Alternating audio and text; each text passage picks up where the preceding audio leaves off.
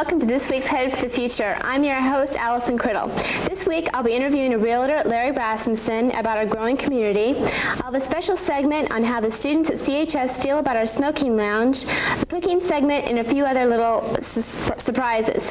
But right now, I'll have with me Larry Rasmussen, who's a realtor, broker, and owner of Century 21 Rasmussen. Welcome to the show. Thank you for inviting me, Allison. Now, Larry, with all the new businesses moving into Carmel, do you feel that the homes' values are going up or down? Definitely in the last 2 years, homes have started going up again. Mm-hmm. We had a segment of years probably from 1980 to 1984, which with the interest rates being as high as they were, curtailed any appreciation. But right now we're seeing definite appreciation on homes. Okay. Now, an all-out level, do you feel that resale of homes is staying pretty level with what people actually bought for the homes, or are they getting a lot less? Or? Well, we're trying to make people realize that their home is a place to live rather than just an investment now. Mm-hmm. So long in 1978, I think we made the mistake of telling people when they came to Carmel that they could certainly appreciate the fact that if they bought a home in Carmel, it was going to be a terrific investment for them. Mm-hmm. Homes probably went down in value for a few years, but now we're seeing that we can look at on a resale that they can make some money, and business flow into here is tremendous right now. Now, what do you see as some of the things a new homeowner will need to look for when trying to find a home? And a first-time homeowner? Mm-hmm. Let's say a new homeowner in trying to look for should definitely try and find a realtor that they're comfortable with, no matter what company it is, but someone that can direct them towards a good neighborhood that will appreciate.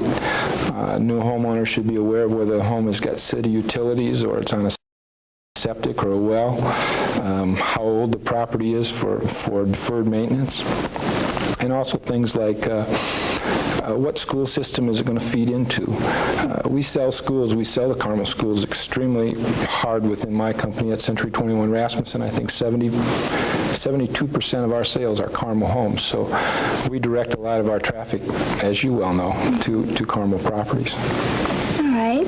Now, what are the current interest rates about? We've got three different types of rates that we quote people. Now, we quote them on a fixed rate, which is generally a 30-year loan or a 15-year loan. And those rates are running somewhere in the vicinity of 9.5%. A 30-year fixed, which means the customer, if they bought a home, they would pay a consistent rate over every month during that time. Mm-hmm. Very few people have a home more than 5 years, but it is a 30-year quote, and I think that's running around 9 7/8 to 10.5. Something very popular right now, especially with all the businesses coming into Carmel, where a lot of these executives are here for a 2 to 5 year stay, is an adjustable rate mortgage. And adjustable rate mortgages are running at an all-time low of 7.25% to 8.5% on a 1 to 3 year basis. Mm-hmm. So in being a realtor or a finance person, as we have to be in our business anymore, we can quote people at a 7.5% interest rate, which they haven't seen that in 10 or 15 years. And do they get to pick what they want to go with? Generally, the individual will select according to their budget. But a lot of times they'll meet with a finance person, say, there's about 140 different financing institutions they can choose. We try and direct them to 2 or 3 and then let them choose. But generally, we'll pre-qualify them before they even start to look for a house, so they'll know ahead of time what will be the most desirable according to their tax structure or according to their budget, what financing plan will be best for them. Mm-hmm. Yeah, I don't really know too much about loans and stuff, but I hear you have to pay so many points, or the buyer will have to pay the points, or the seller. What are these points they're paying? Okay. Points are a term that it's consistent with a commitment fee. Let's say a point is 1% of the mortgage that they borrow. If someone borrows $50,000, they're going to have to pay $500 at closing. $100,000, conversely, $1,000 at closing. It's a fee charged by the mortgage company to get the loan. In other words, it's their means of making profit. Sellers can pay that, buyers can pay it. It's a negotiated item, but it is a standard fixed item that the mortgage company will charge whoever pays for it, unless it's a VA loan. A veteran cannot pay the points. Any other kind of loan, a fixed, an adjustable, an FHA loan, step-up FHA mortgage, whatever you might have, can be paid by the seller in that case. Do the seller and buyer ever split the points and pay half and half? Very common anymore. A lot of buyers, like first-time buyers, don't have very much money to put down. So they need to put as much money as they can put down into the 5% or 10% down loan. Whereas the homeowner is more flexible with their price, so they might split the points, right? Okay. Now, what direction do you think Carmel's moving or can move? Are they moving towards Westfield, north, or? I think Carmel's, from what I see, is Carmel's development is heavy on the east side of Carmel. It's going to push as fast as it can to 146th Street. Your next two developments will be an area called Woodgate, where some of Carmel's more well-known builders are going into, as well as Shondell, let's see, Tom Schutz has got a new area called Foster Grove, Foster Manor, which is the fastest growing subdivision in Carmel. My prediction, and it's obvious, with Carmel Drive cutting through to the west side of Meridian Street will definitely open up hundreds of new homes for Carmel as soon as the water and sewer get over there. That's the thing they're waiting for. We still, at least at my office, see a great influx of people wanting to buy either resale homes or new homes in Carmel versus talking Zionsville, Westfield. I think Westfield is your next obvious move, but it's not as progressive as Carmel. It's not really ready for this kind of home building that we're seeing right now. Do you feel Carmel can ever become overbuilt soon? Or? Oh, there's a time, but we're still, I don't know, if you go through areas like Chicago and St. Louis, you're seeing tremendous amount of real estate right on the interstate. We still have a lot of ground on the west side of Carmel to build on. So yes, someday I would say it'd be overbuilt. Okay, now how long have you been a realtor? Since 1977, Alice, and I started then. Okay, now what kind of changes, what's the biggest change you've seen since you've lived here in the community and maybe been a realtor? Oh, I think it's the attitude of people that if a home comes available in Carmel and it's a good property, it'll be sold much faster than what it was before because of the demand here. There's more services that the community offers, and it's very progressive. It's a very executive type overall area. Tremendous business growth I see in the next 4 years. We'll have a great influence of people coming from all over the country, and they ask for our area. So that's the difference. People ask for Carmel before they even move here. Well, that's good. It sounds like we're getting a really good reputation. Schools being a big part of that, and industry, I think, supported by what the mayor's office has done to enhance developers to come to Carmel has made it very desirable. Great. Larry, thank you for joining us and sharing this information with us. Thank you very much for letting me be here. And that's going to wrap up this segment. Coming up next is a music video performed by a student last year.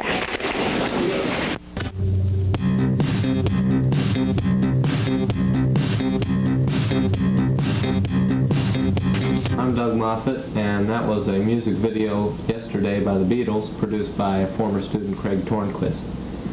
We're here in Allison Criddle's kitchen, preparing to make chocolate chip squares, and with me is Laura Allen, and we're ready to start. First of all, you need 1/2 cup, well, by the way, we're halving the recipe, so you want to double this when you make it at home. We're going to start out with 1/2 cup of soft butter, and that's 1 stick, just in case you wondered if you have sticks. Okay, so we'll dump that in the pan. It's already been softened. You just Soften. stuck it in the microwave. Okay, next we'll take 1/2 cup of white sugar. All right, you do that. I'll preset the oven. That's the wrong one. We need to preset the oven at 200 or 350 degrees. And let's see. Guess I'll just dip in. And be half a cup of white sugar. Just dump it right in there with the butter. Next, we need half a cup of brown sugar. And while she's getting half a cup of brown sugar, I'll go ahead and try and break this egg. Just one egg. Actually, it's two in the original recipe. We'll break one egg.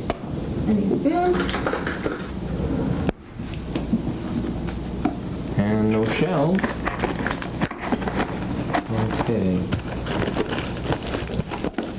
Once you get that, you don't have to go in any certain order. It's, you know, how much you want. Next we'll take half a teaspoon vanilla extract. And that's half a teaspoon.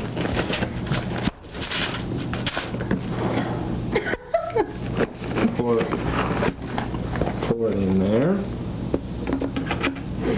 And that brown sugar needs to be firmly packed so that we can have exactly a half a cup of brown sugar. Next, we'll take 1.5 cups of white flour. I'll let you work on that for the rest of the show. It may take me that long to get it out. Okay, 1 cup. That's 1 cup, is that? Mm-hmm. 1 cup of white flour. Also need another half cup of white flour when you're finished with that. Okay, next we'll take a half a teaspoon of baking soda. Arm and Hammer. Put that in.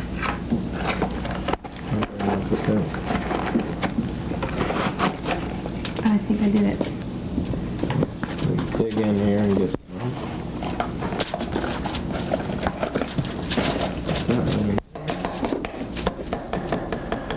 2 years later, she gets the brown sugar packed. Okay. Now I also need a 1/2 more cup of sugar. Of flour. Junior, not the big one, the little one. Okay. Okay, then after the baking soda, which is half a teaspoon of baking soda, we'll take 1/4 of a teaspoon of salt. And while I'm working on the salt, I know that's a pretty tough job. Well, wait a minute. What? I'm kind of going sloppy at this, but approximately a 1/4 of a teaspoon of salt. Then we want to mix this up real good. I think we use a beater for that. Let's get the egg off of there. Okay, now we'll go over here to the beater. Mix that up until it's creamy, which is no side there. Oh, okay, I see. Wait, no, I'm not gonna do it. I'll let you do it. Here's the control. Up above on the side. Right here? Oh, okay. Push it in and down. Instructions from... We'll make that, I'll put that on mashing.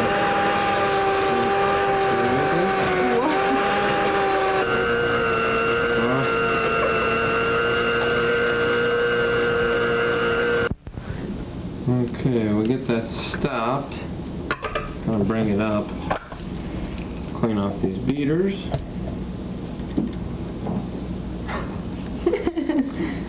Just take a little spatula. Get these cleaned off as good as possible.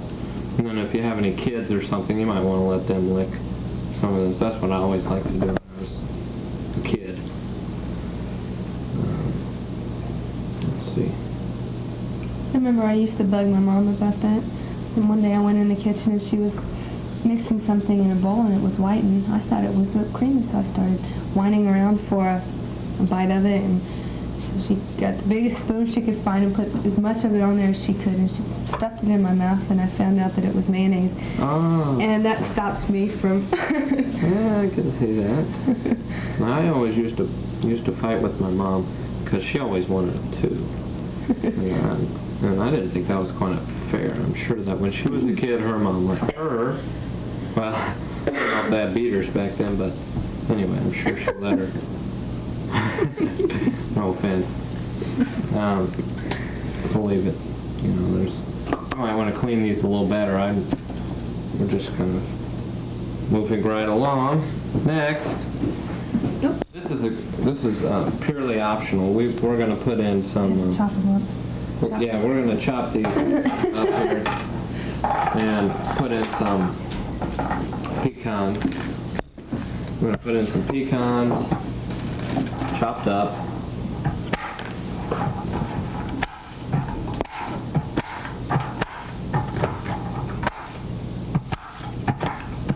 This is purely optional. Now, some people like pecans, some people don't like pecans. How do you really say pecans? Is it pecans or pecans? I say pecans. Only because I'm a Hoosier. Chop them up into however little bits that you want.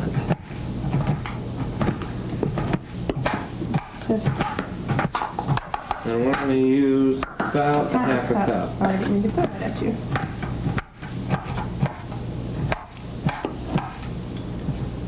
Okay, I guess that's good enough. We'll use that.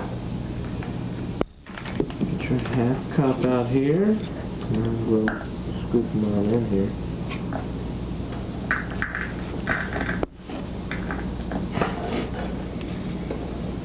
And if you love pecans, if you love pecans more than you like the chocolate chips, you can put as many cups of pecans as you want, as chunky as you want it.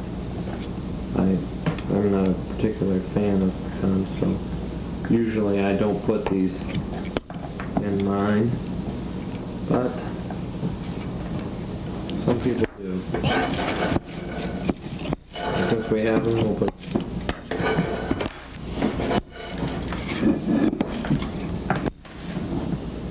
There we go. Oh, heck, we might as well put them all in there. Okay, take that and you mix that up with a spoon or a spatula or whatever.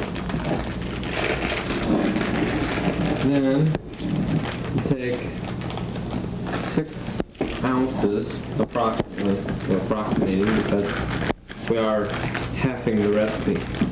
Take 6 ounces of chocolate morsels.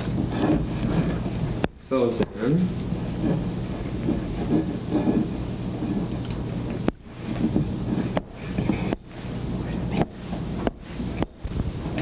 Okay, then what you do next is after you get that all good and mixed in there, take a 9x9 sheet pan, or deep pan I should say, and spread the dough on the bottom of the pan. Do you grease it? Yeah, you grease the bottom of it.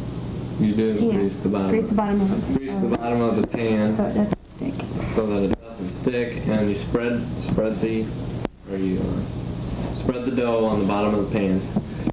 You put it in the oven at 350 degrees, which should be preheated. I'm pretty sure it is. Mm-hmm. And you cook it for about 20 to 30 minutes. I usually set it about 25 minutes. That way, if they're not done, then I can put them back in and set the timer again so I don't forget about them. Otherwise, you get burnt chocolate chips.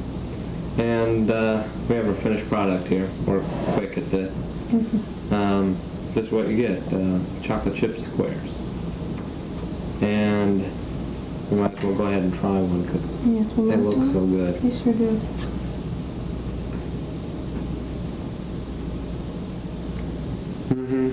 I'm a pretty good baker.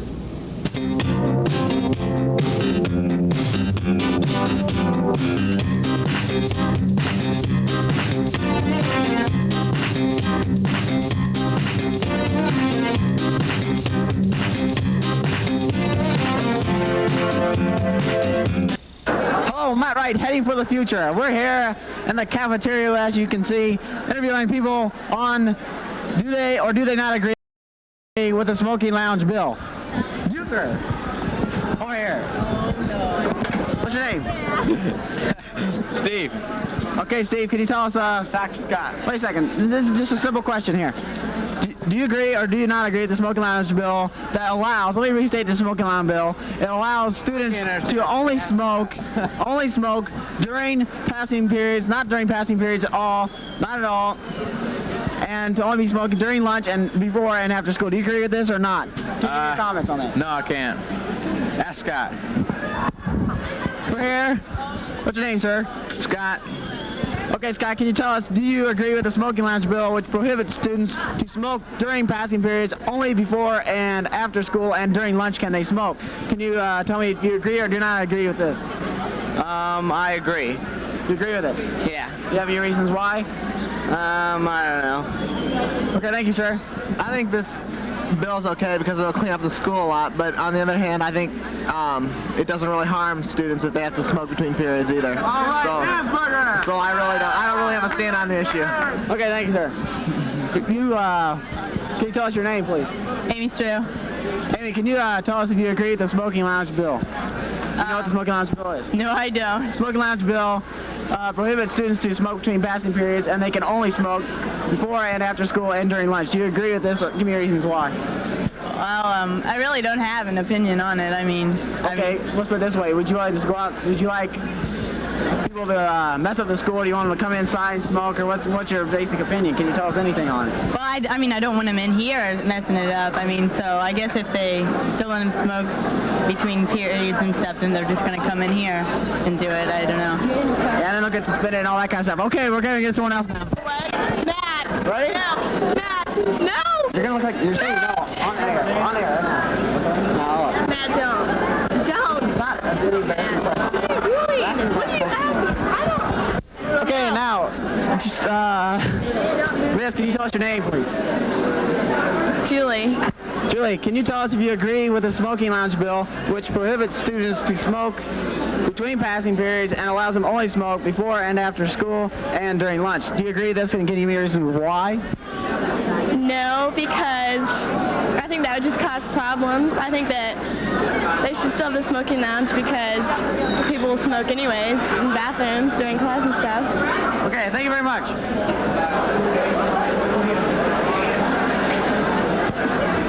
Excuse me, sir. Come over here for a second. Yeah. We want to ask you, first of all, what's your name? My name's Kevin. Okay, Kevin, can you tell us, do you agree with the smoking lounge bill? Do you know what smoking lounge bill is? Yeah, I do, Matt. I'm afraid if I voice my real opinion about how I feel about the smoking lounge, I'm afraid I might get stabbed or something. Yeah? You know, after this, you'll be able to go back into the TV studios and you'll be safe, but I have to eat lunch here. And oh, yeah, is that right? I have to go to school here, so I really don't want to voice an opinion right now. Okay, that's Kevin Marburger. We're going to find someone else now. Joe Hoffman, come here, everybody. Shall I use this? Okay, wait, sir, could you tell us your name, please? Drew Hoffman. Drew, can you tell us, do you agree with the smoking lounge bill? Do you know what the smoking lounge bill is, sir? Sure do. Do you agree with it? Sure do. Any opinions? Yeah, it'd clean up the school a lot, get them. I walk through there sometimes during the day, and I just can't stand it. Can't breathe? Yeah. It's always messy, so I think, they should pretty much get rid of it, so just after school. Is it a bad habit, you think? Sir, come here. No, I disagree with it. You disagree with it? Can you tell us why? Yeah, because I feel that, if they want to smoke, they should be able to smoke. Okay, thank you very much. Okay, what's your name, sir? Anthony Clark. Okay, Anthony, can you tell us, do you agree with the smoking lounge bill? Do you know what the smoking lounge bill is? Not really. Okay, smoking lounge bill prohibits students to smoke between passing periods and only before and after school and during lunch. Do you agree with that? Tell me reasons why. No, because I'm a smoker and all that, and I think we have the right to smoke out there during passing periods because we have 7 minutes to do it. It gives us time to relax and talk, and then we go to class and wait a while. Okay, but what about the problems with the burn holes in the carpet and the mess out there? Do you think you guys can clean that up? We probably could clean it up, yeah. Okay, thank you very much, sir.